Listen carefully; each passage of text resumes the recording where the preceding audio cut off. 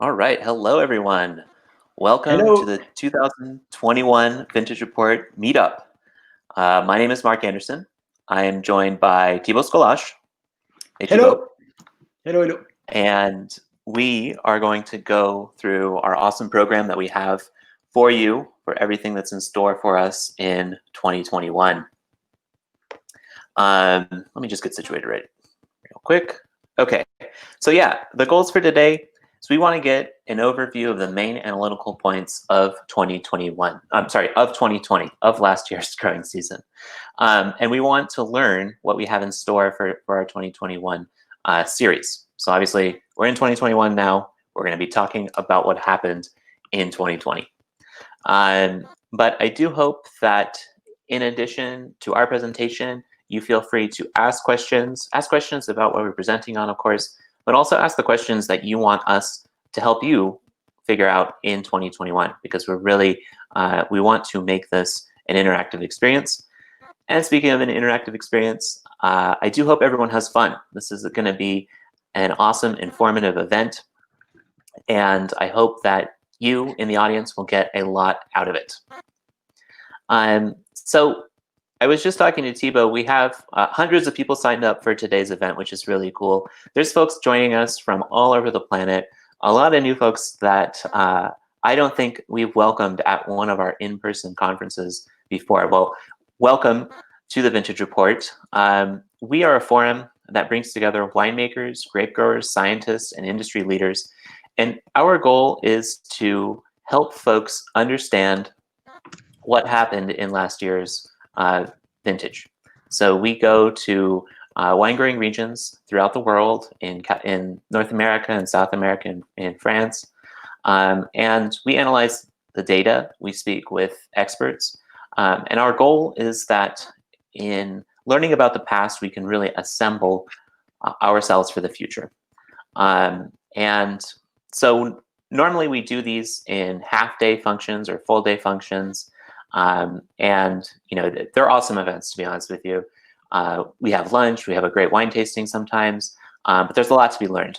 Today we're online, and today we're going to be learning the overview of all the analysis that we have for 2021.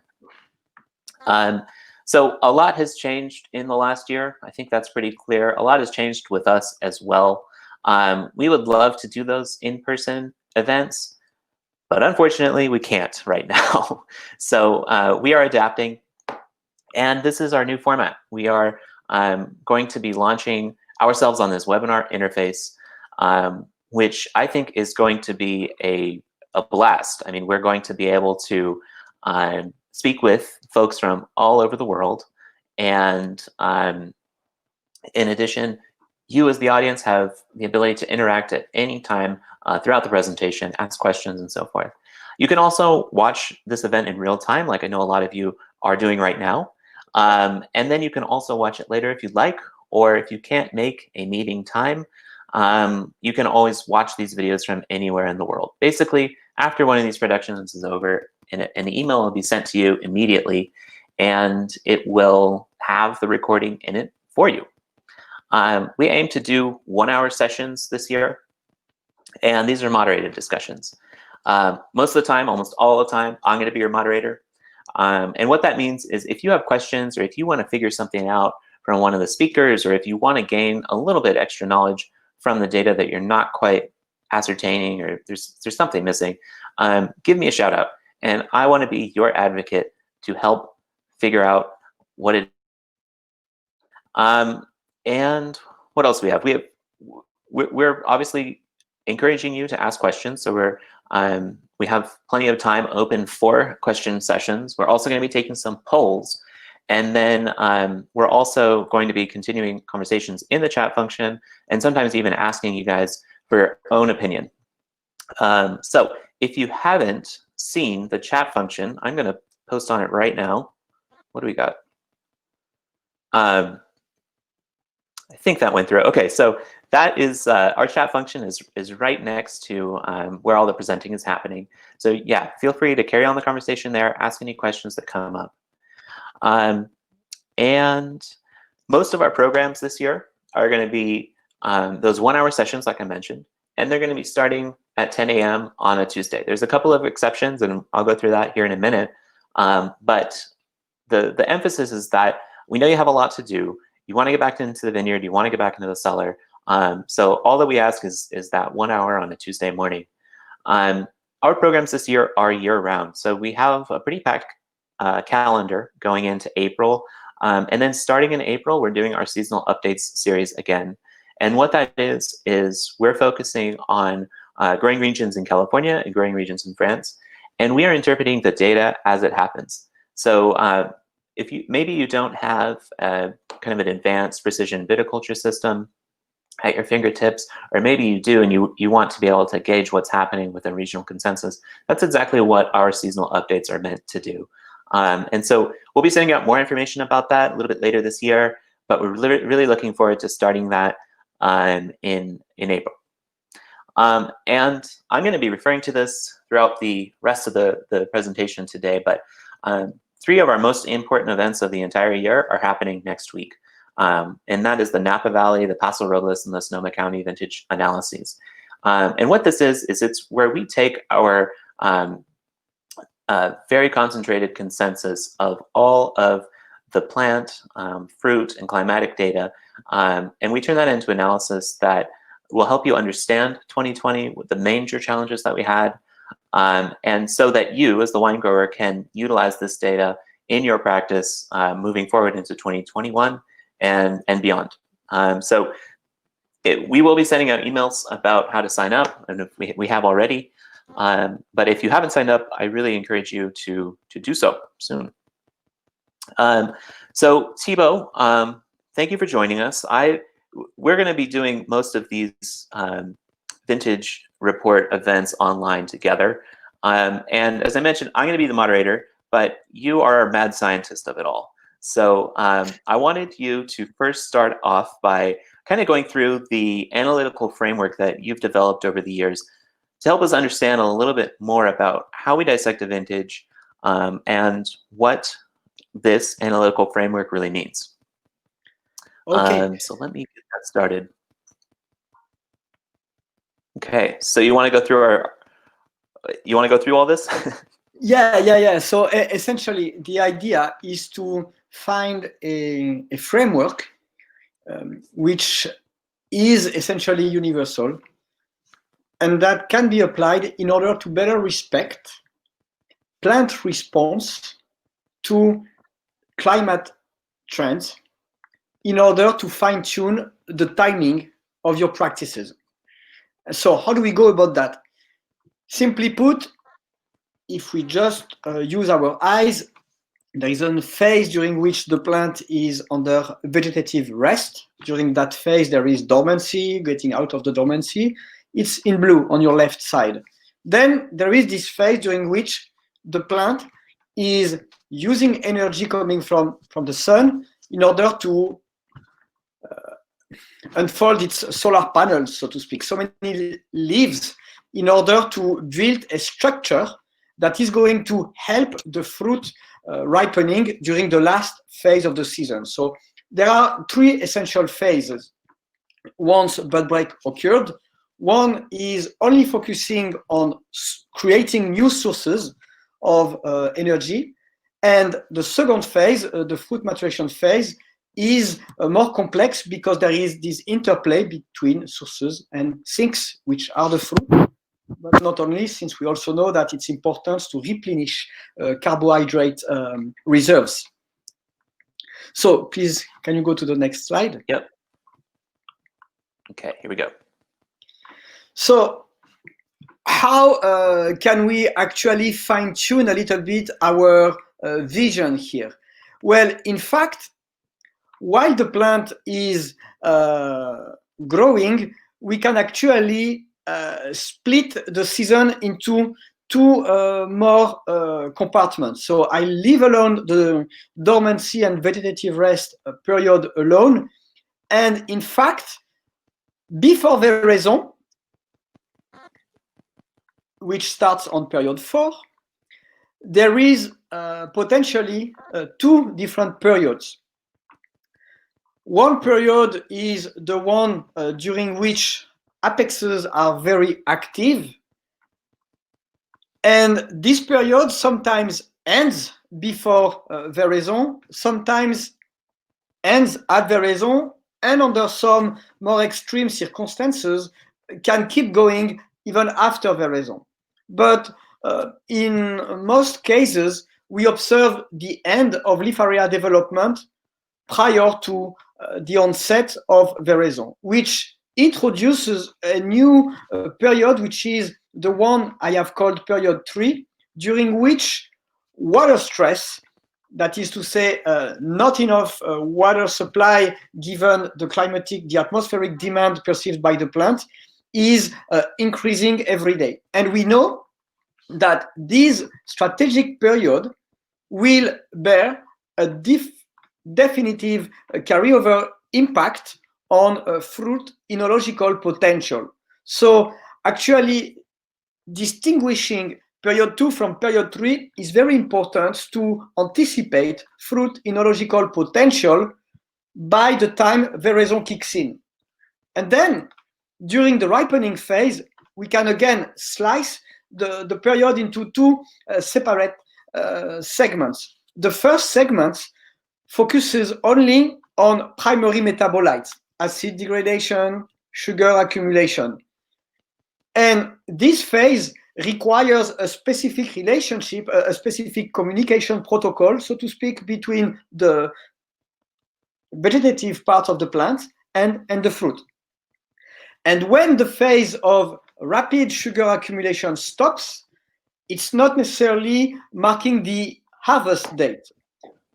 Depending upon your production objectives, period 4, the end of maximum sugar accumulation per berry, may mean harvest date, but if you look at different color potential, different flavor profile, you may extend the fruit hanging period for a few more weeks, with impacts that are going to be on either the cluster microclimate and to a lesser extent the plant physiology, and that will in turn contribute to finalize the fruit enological potential before it gets delivered to the winery. So the idea is that among those 5 periods, the climatic footprint has different impact. During the period 2, we are going to look at everything that sets into motion the plant architecture, but also the plant chemistry, looking at how much nitrogen comes in. During the period 3, we are going to look at how atmospheric stress, but also lack of moisture supply may impact how much suffering the plant is experiencing compared to an ideal situation where it would have all it needs in the world. And then those last 2 phases, 7 and 8, are going to occur, one during the end of sugar loading and the other one marking the end of the physical accumulation of colors of anthocyanin inside the vacuole. So we are going to use those milestones as a way to look more analytically at the season. Okay. The next slide. So to give you an idea, even if it's a very arbitrary exercise to try to summarize a huge diversity of terroirs and mesoclimates and different varietals into one single date, I have taken an average date coming from just looking at our Napa Valley database to briefly paint how 2020 unfolded. We got roughly 500 growing degree days until the leaf area stopped its development, on average, of course. It's an average, so it means really nothing if you try to combine that with a single block, but it gives an idea. Then we observed veraison marking the end of period 3 around 1,000-ish growing degree days or 900 growing degree days. Then we observed, on average, the end of sugar accumulation around 1,200, 1,300 growing degree days. and the peak of color accumulation in some sites as late as 700 or 1800 growing degree days, around the very beginning of October. So that's just an example to convert the length and duration of those plant periods into a civil calendar. So now, how are we going to use that? Yeah, Thibaut, I was just going to reiterate that, again, this is an example that we have from Napa Valley. Thank you. So the idea is, how can we apply this method to a region, a sub-region, an estate, or even a single block?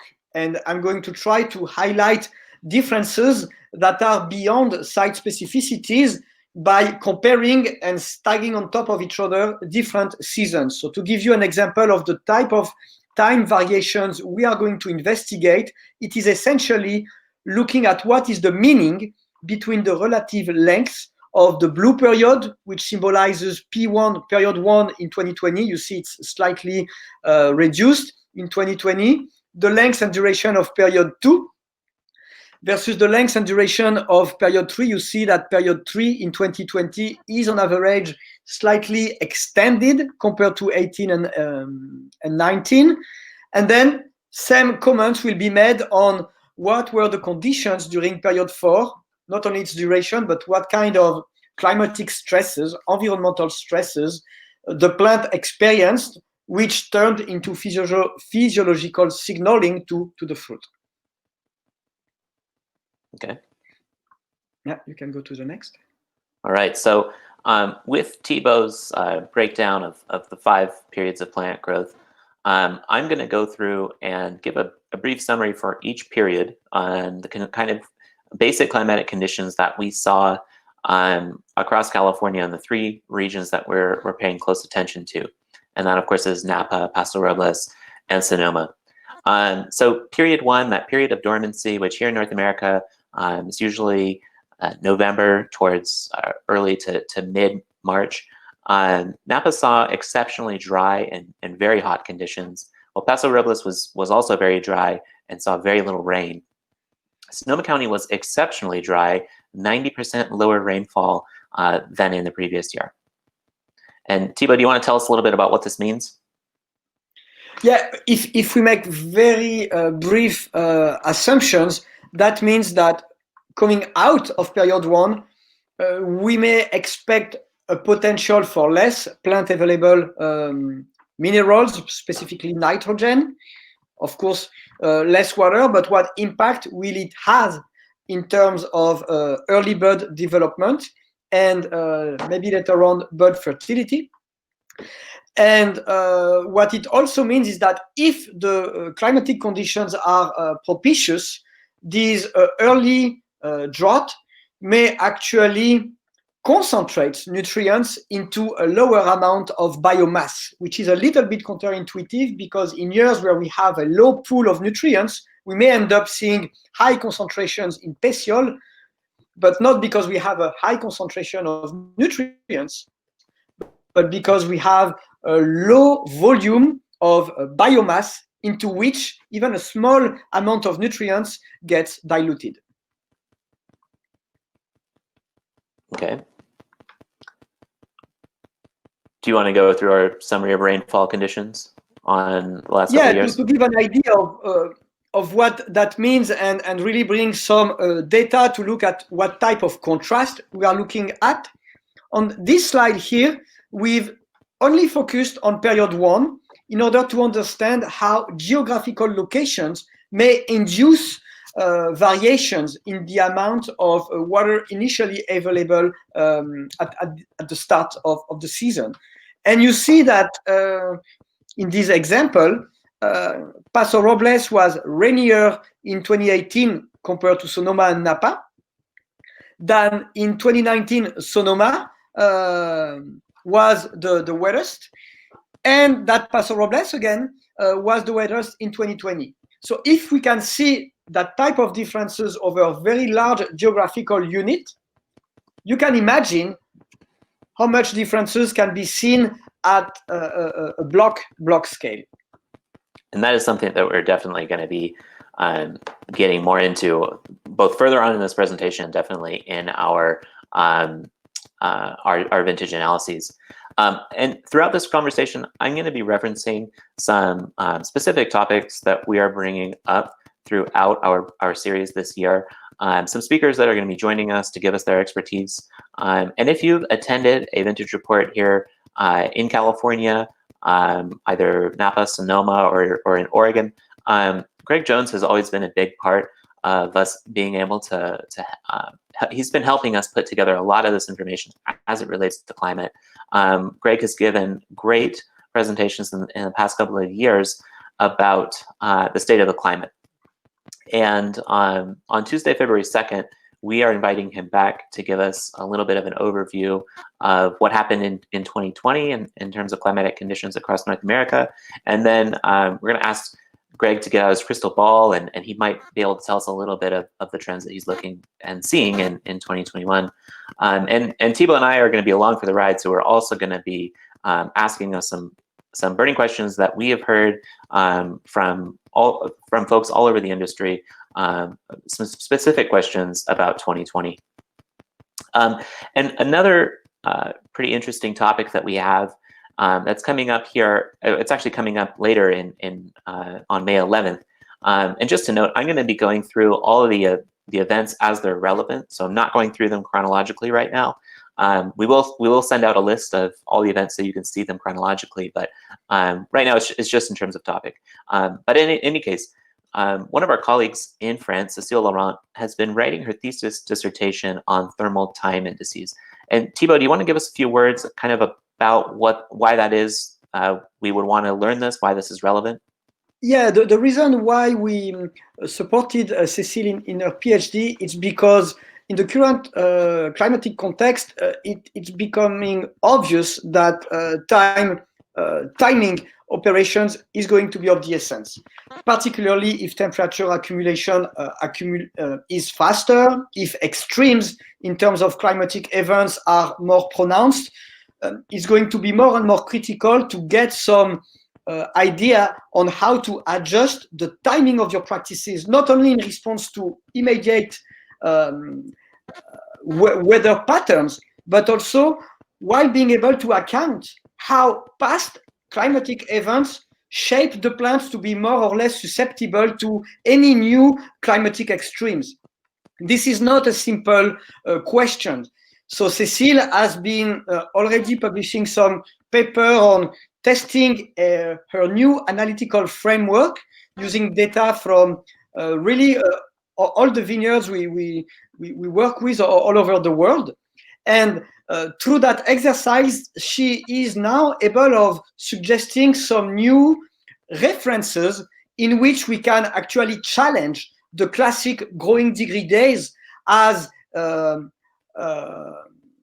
maybe not helping sufficiently fine-tuning what's the best timing and how we can actually account for the carryover of historical practices on the best timing of our operations, but also how to come up with new indices where maybe we are a little bit more precise as far as defining an upper level, say for temperatures above which accumulating more heat is actually not speeding up biological processes, but on the contrary, slowing them down. And on the other end of the spectrum, what is the actual threshold above which things happen and below which things are less likely to happen. And this will essentially aim at revisiting growing degree days and maybe in the future replacing it by having a new framework in which counting the plant's calendar in different units will be possible. And the corollary from that, it will directly help anticipate better plant response and anticipate better what are the most adapted practices to adjust the plants to a new vintage. Yeah, so definitely a look into the future on how we're going to be capable of doing plant analysis and site-specific analysis, which I think is going to be pretty awesome, and really change our understanding of plant specifics or plant and site specifics in the years to come. So yeah, let's get into period 2 now, and that's the period of canopy development, which starts from, remind me, Thibaut, it starts from bud break and it goes until which stage? Until, technically, until the maximum amount of vine water use per leaf area is reached. Okay. But when, and that is actually measured precisely with sap flow, but when you don't have sap flow, we can grossly estimate it by looking at the moment in time when shoot elongation rate stops. Yeah. So okay. essentially, by the end of period 2, vine leaf area architecture is set up and stationary. Okay. So in this time frame in Napa Valley, we saw extremely dry and in more heat waves than in previous years. In Paso Robles, it was moderately warm weather with relatively high rainfall, and Sonoma County was moderately warm weather with relatively high rainfall as well. So we're starting to see a little bit more of a regional variation in conditions, and that's going to get a lot more pronounced further as we move deeper into the 2020 growing season. So yeah, Thibaut, do you want to briefly run through some of your analysis that you have for us in period 2? Yeah, in order to have metrics to compare and anticipate the consequences of heat wave, we use a climatic variable called vapor pressure deficit. It's a pressure. It's expressed in kilopascal, and it actually measures the combined effects of air dryness and air temperature. And it represents the actual amount of pressure needed to bring the first drop of liquid water into any unit of any given volume of air. And by understanding how atmospheric aridity can actually be measured in terms of kilopascal days in, days out, we can infer the plant sensitivity to atmospheric aridity. And we measure the plant sensitivity to atmospheric aridity or air dryness based on how much vapor pressure deficit days the plant has experienced. So we set up a specific threshold.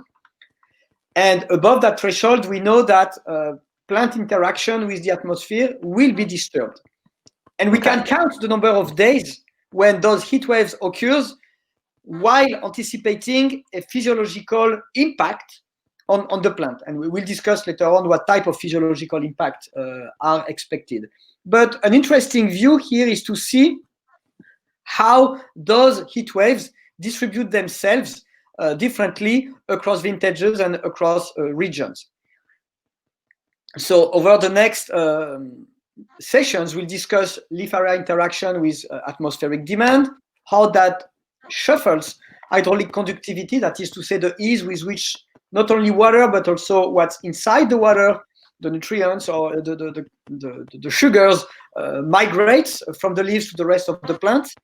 And then we'll be able to quantify stress indices based on numbers that are either derived from the climate or whose consequences are inferred on plant and specifically fruit ripening processes. Okay. So yeah, one relevant discussion that we're going to be having on February 23rd is a discussion which we're going to pose the question: how will your vine survive another heat wave to Greg Gambetta? And some of you may know Greg Gambetta. He was Californian in origin. He now works at Bordeaux Science Agro, but he's a really awesome researcher, helping us understand give us a better understanding of vine structure, how that relates to vine heat stress, and what vines can do in heat waves. Thibaut, briefly, are there any other ways that or any other ways we're going to speak with Greg for this event?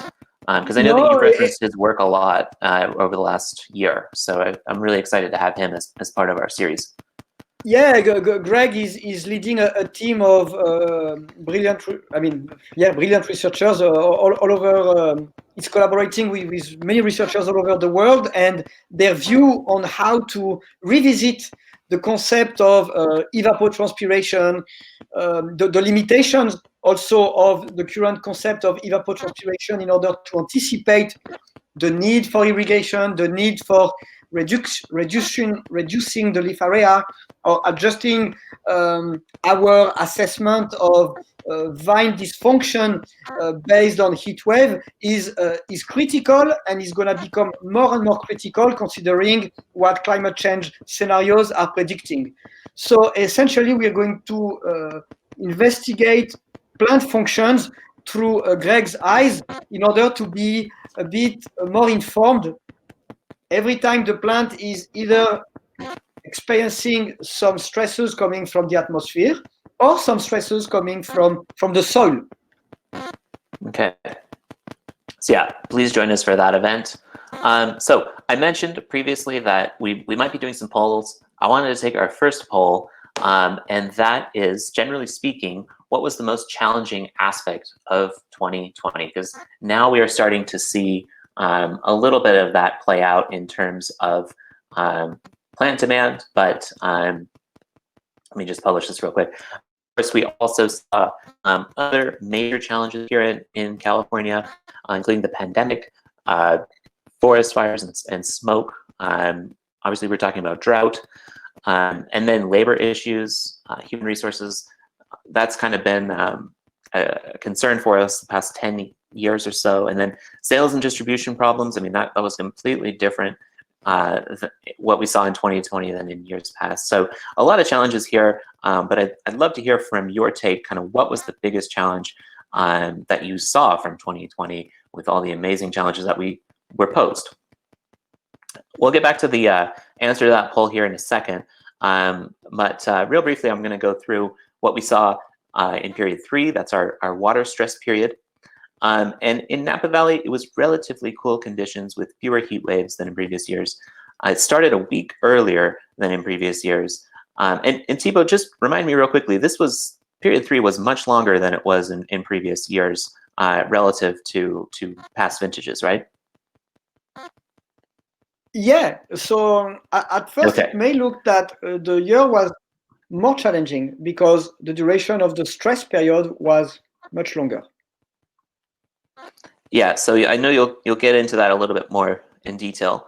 Paso Robles was mild with a lesser number of heat waves. Sonoma County was relatively cool with fewer heat waves than in previous years. So again, we're starting to see that regional variation. And Thibaut, do you want to briefly go through kind of some of the analysis that you saw in period 3? Yeah, it's the same idea. In order to quantify the intensity of heat wave stress, we set up a specific threshold for heat wave around 4 kilopascal here, and we counted the number of days when this threshold was overridden by the atmospheric conditions. And you see that for some region, it was similar to 2019, like Napa. But for Paso Robles, for instance, if you compare 2019 and 2020, it's very different. So again, I'm using that to ask questions about how does it apply to your site-specific conditions, because we see huge variations, and those heat waves have a strong impact. And I guess it was a unique year in water deficit. Yeah, but what has been counterintuitive, because when I saw the very strong reduction in water supply, and when I saw the fact that the plants started to enter into stress mode, so ending their period 2 earlier, I was expecting to see much more water stress, because we had more days, longer days, warmer days before the solstice and after the solstice, during which the plant was no longer pushing and therefore showing the symptoms of somebody who doesn't have easy access to water. But in fact, we'll see that the vine hydration remained fairly high, which is kind of counterintuitive, and we'll discuss this paradox in other sessions. Then we may ask the questions, okay, so we know the severity of water deficit in period 3 kind of program the enological potential of the fruit as well as its size. what are the consequences of these atmospheric conditions during P3, the water stress they have imposed during P3 on plants. We'll discuss that, but essentially it's not at first very easy to disentangle if the stress will be higher, therefore favoring less sugar and less volume per berry, or if actually, because the plant is reduced, it experiences less stress, and therefore it has to deal with a greater availability of water, but maybe issues related with less leaves, which will directly impact how much light enters into the cluster zone. So right now, I'm just asking questions, yes. So we do have a session that we're going to be looking specifically at irrigation, and that's coming up in April. And basically, Thibaut and I thought it would be a good idea to take what we've learned in 2020, take what we understand about the introductory conditions of 2021, and try to apply this analysis to the rest of 2021. So obviously, at least here in North America, April's a bit too early to start thinking about irrigation, but we want to kind of set a course and help the wine industry understand a little bit more about how it is that we can better plan for irrigation conditions in 2021. So super excited about this event. Another event that I wanted to point out, we're doing a collaboration with Enartis USA, and we're going to be working with them where we'll be discussing the heat waves that we saw in 2020, both in California and throughout the world. And they're going to be discussing the trials that they've been working on with one of their products known as Blue Vitae. And JT Yeager, who is, he's pictured in this hole here, JT Yeager of Enartis, he's going to come out of that hole and he's going to help us understand a little bit more about a soil application that can be used more effectively in the context of extreme heat. The issue is that we're going to be talking a lot about extreme heat throughout all of our events this year. It's a long series, and I'm really excited by the work that JT and his team are doing because it provides us with a solution to mitigate some of the challenges of extreme heat, and that's really what we're going to be going through this event. That's happening on it's actually happening on Wednesday, on February 10th, and it's hosted by Enartis USA. We will be sending out invites to it, so it's also free to attend. So it's a pretty awesome event. I do hope to join us for it. So yeah, let's check out how that poll went, because I was just looking at it, and yeah, it's pretty convincing. The biggest challenge in 2020 was smoke and fire issues. That was 78% of everybody who reported. Heat waves and heat effects were 12%. And then the pandemic, just 8% at this point. So definitely, and I'm sorry, fires and smoke, that was a big takeaway from the 2020 vintage. All regions across North America seemingly were affected by forest fires. And I think we're going to talk a little bit about that and our analysis moving forward on that topic here in a little bit. So looking at conditions in period 4, which is the sugar loading stage, Napa Valley saw extremely hot conditions with the most frequent and severe heat waves over the last 5 years. In Paso, we saw less extreme heat spikes, but overall was the warmest period 4 of the last 5 vintages. And Sonoma County, generally warm, but highly varied with subregions. Some areas were overall cooler than in previous years. So now we're starting to see a lot more variation in conditions regionally. And I do, again, want to remind everyone that next week we're going to be going more into depth in all 3 of these regions. So if you're a winemaker from one of these regions or you work closely with one of these regions, I do highly recommend that you sign up soon if you haven't already. So Thibaut, if you could walk us through briefly what you saw in period 4, especially as it relates to sugar loading. So what was very surprising for me was to see across different regions and different blocks and conditions how atmospheric conditions have imposed very different patterns regardless of irrigation strategies, as well as challenges during the period of sugar loading, the period 4. So in order to summarize what we see here two blocks that are next to one another, and essentially you are looking on the y-axis at how much sugar there is per berry. So you are not looking at the concentration, you are actually looking at the amount of sugar per berry. And essentially the blue line starts up earlier and at the same rate as the green line, but pretty soon inflected its trajectory and stayed from the middle of August until the end of September fairly flat. This is a pattern that I have seen in many situations and that we will try to explain. The other pattern has been this relatively steady increase in sugar loading, some disruption, as you can see, around the very beginning of September, but overall, a fairly undisturbed maturation profile. So the blue line and the green line are very illustrative of two very different ways of how the plants have been able to ripen their fruit under the climatic conditions of period 4. So everything that has happened between the beginning of August and sometimes around the 20-ish of August. And so that's what we are going to discuss, and what kind of long-lasting impact these flattening of the sugar loading versus constant increase may reflect in terms of fruit enological composition. Okay. And from a plant standpoint?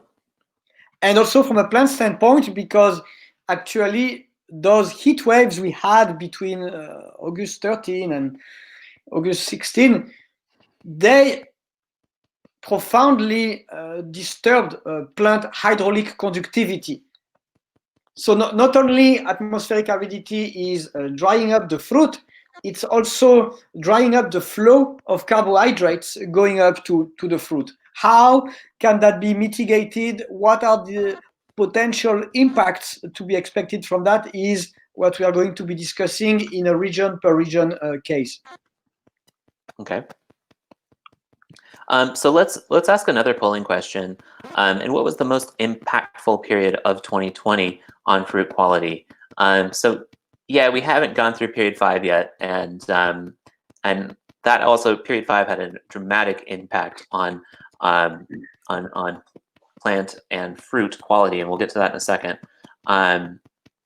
But based on either your experience or our outline so far, do you take a vote on, again, what you think was the most impactful period of 2020 on fruit quality?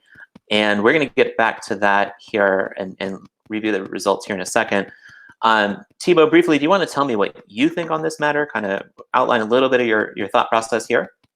Yeah, so here is what I think has been going on during the 2020 season in a big picture. Overall, period 2, because we had an arid winter, very dry and relatively warm during P1, those conditions consequently programmed the vine to be either at low or at worst a moderate risk of experiencing water deficit for the rest of the season. That is period 3, period 4, and period 5. During period 3, in general, the conditions, when you look at the atmospheric demand combined with the plant architecture, the conditions were set to actually impose a moderate stress on the plant from a water standpoint. During period 4, the heat wave jeopardized the enological potential of the fruit by essentially either disrupting the flow of sugar to the berry or enhancing the amount of water loss directly through the berry skin. During period 5, the period after sugar loading stop, the mesoclimate conditions were not favorable.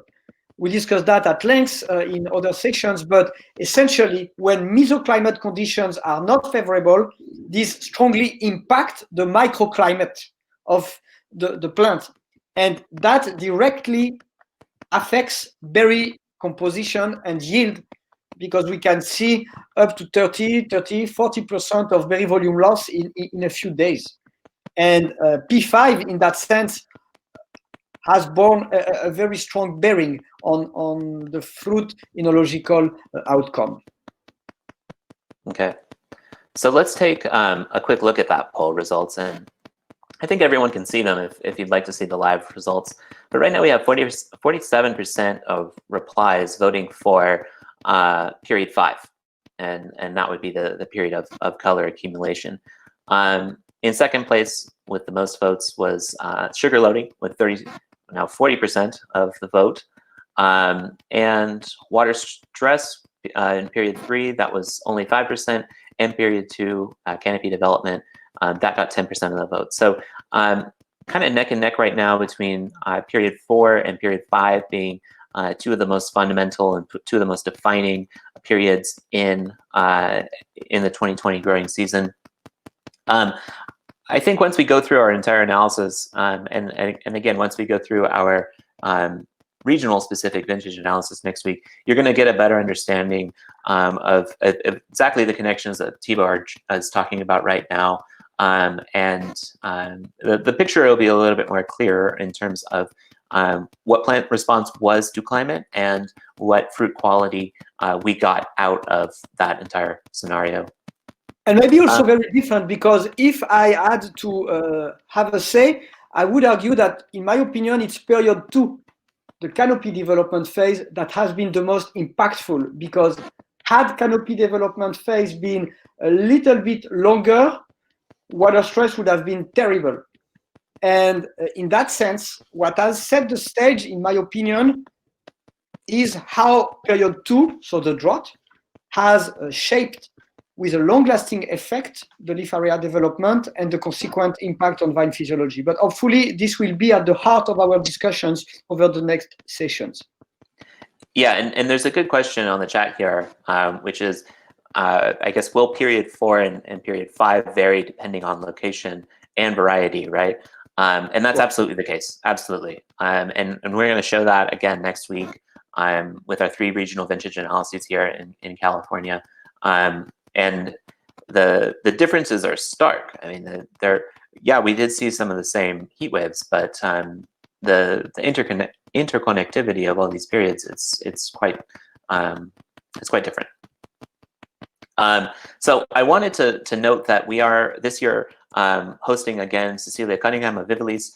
She's going to be telling us about the ripening kinetics and maturation trends, the data that her and her team have been collecting in 2020, and give us a better picture of particularly that period 4, that sugar loading stage, and period 5, what the end result of that sugar loading stage was.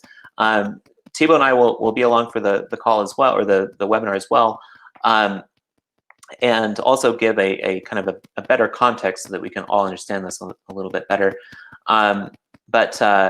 Yeah, I do hope that if you are interested in learning greater detail about period 4 and period 5, that you do attend this event, because again, there's going to be a lot of information here, and we're really happy to go through it then. So, and to the point that Desi question is making, this is exactly what we are going to try to do. Once we set up the location and the variety, how do P4 and P5 vary? Well, they only vary according to climatic conditions. So once we set up those other factors, what can we learn about the expected impact of climatic footprint on P4 lengths versus P5 lengths? Yeah. And obviously we haven't even talked about period 5 yet, but that's the color accumulation period. Napa Valley is very similar to period 4 with extreme heat waves. Paso was the hottest period 5 in the last 5 years in every measurement. And Sonoma County was cool and dry compared to previous vintages. Pretty stark difference here. So Thibaut, we only have a couple of minutes left, but maybe you could briefly run us through some of your analysis, some of your main points of period 5, observations, I guess. Yeah, so just to clarify, P5 sees the ultimate changes in berry flavor profile, as well as the ultimate physical accumulation of anthocyanin inside the vacuole once sugar loading has stopped. Color accumulation keeps typically happening around 10 days after the end of period 4. So what have we observed? Well, we have observed that the conditions of P5 have induced very high susceptibilities to see symptoms of berry volume loss from a fruit standpoint and cavitation inside the hydraulic system of the plant from a water use standpoint or a sap flow standpoint. And what happened when those conditions met? Well, they led to increased Brix and possibly an amount of color extracted by berry which is more in terms of extraction, but if we look in terms of skin area, we can actually see less color as a consequence of those conditions.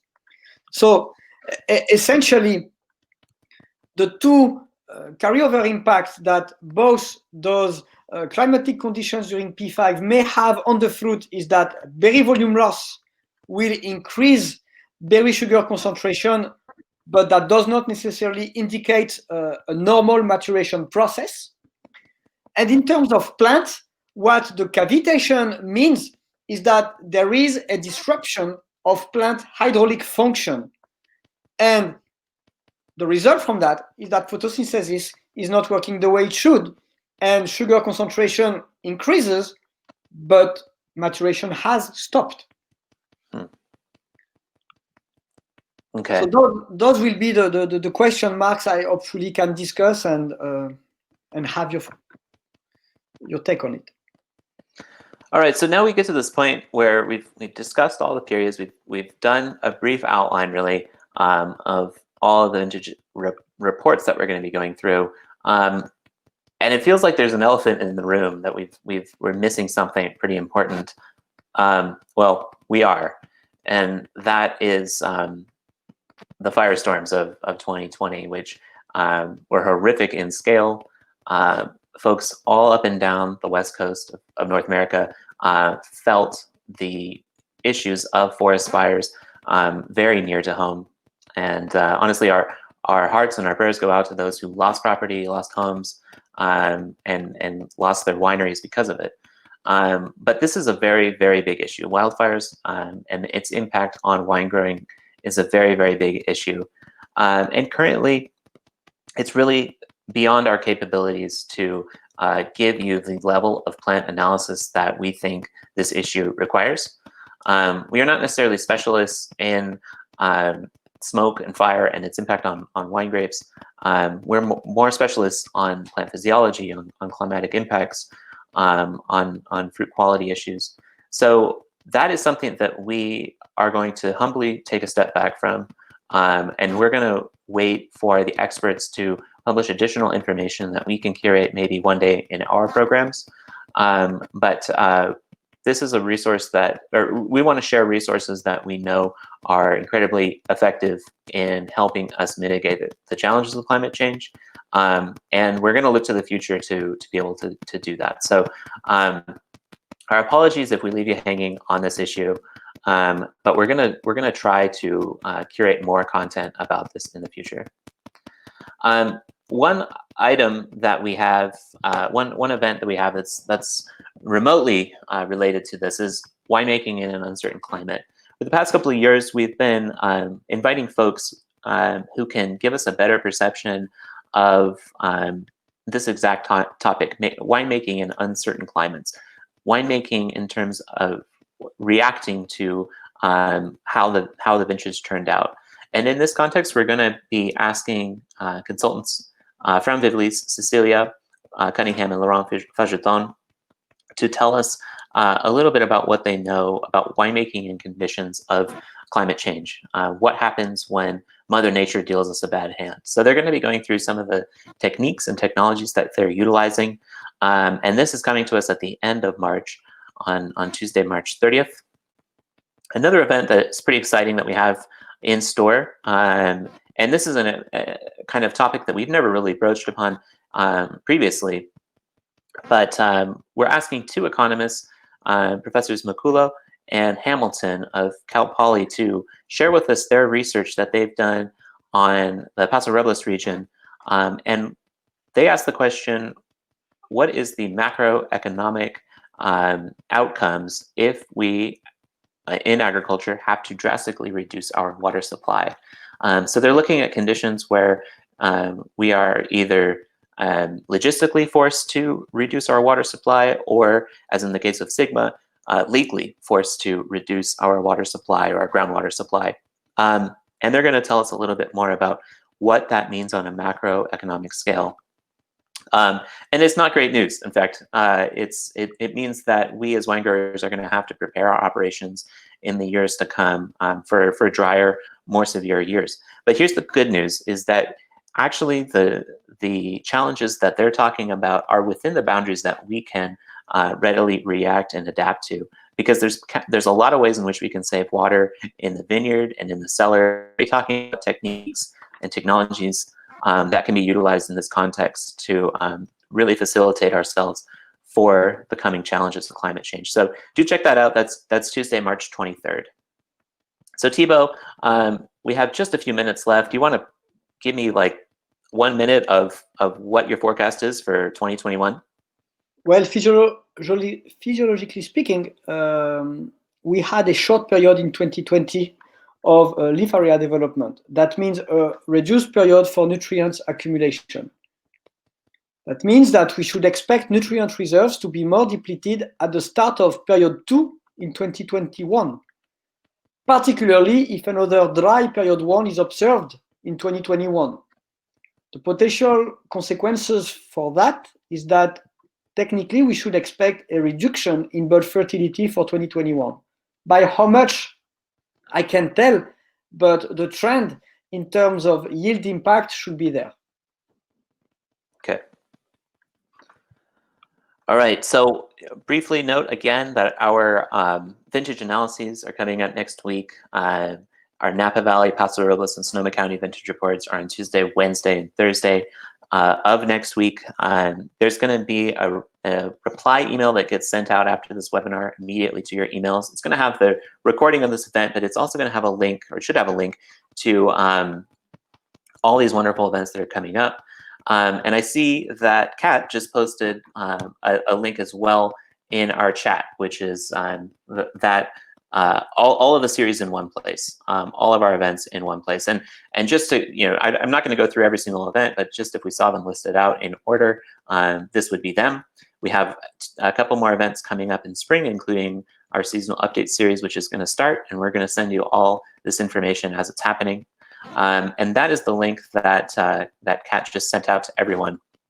So I just wanted to take a moment and check through to see if there are any questions. And Thibaut, it looks like there is a question from Allison, and that is, how did total extracted tannins and polymetric anthocyanins in harvest fruit in 2020 compared to previous vintages? So we only have a minute or two left, but maybe you can give us 30 seconds of what you think on that matter. As Alison says, it's exactly a question for the group, and I think it has to be discussed on a region per region scale. So it will be a very interesting question to pose to the group when we discuss Napa, when we discuss Sonoma, and when we discuss Paso, and also in France, so that we learn better about what are the ties between climatic conditions and their repercussions in terms of polyphenol extractions. Okay. So it's a group question, yeah. And thank you, Thibaut. And also I see a comment from Jesse, and that's noting that, obviously conditions for smoke and smoke impact were very different depending on variety, depending on region, and that's absolutely the case.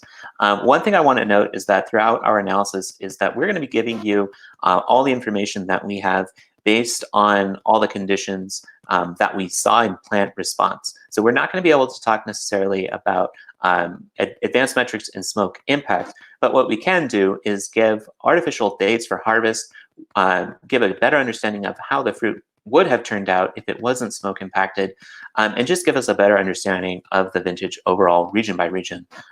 So I know that a lot of folks, especially on the higher end, didn't harvest fruit at all in 2020, and sadly that was the case. But the fact of the matter is, there's so much to learn from 2020 that we are putting together these programs so that we can help solve these problems in the future, because we know they're going to come more advanced in the future. So I wanted to thank everyone for joining us. If there are questions, please feel free to open up the conversation. Send us an email at info@vintagereport.com. We would love to hear from you, but also we're happy to address any questions that that come up about this presentation or about presentations in the future. Thibaut, do you want to give us any final words of wisdom? No, I look forward to discussing with practical results those concepts that we have highlighted in the case of specific wine growing regions. Okay. Thank you. So again, we hope to see you next week and at our future events. But thank you very much for joining us. We're very excited about our 2021 series. And again, we look forward to seeing you later on this year. So thank you all very much. Thanks for your attention.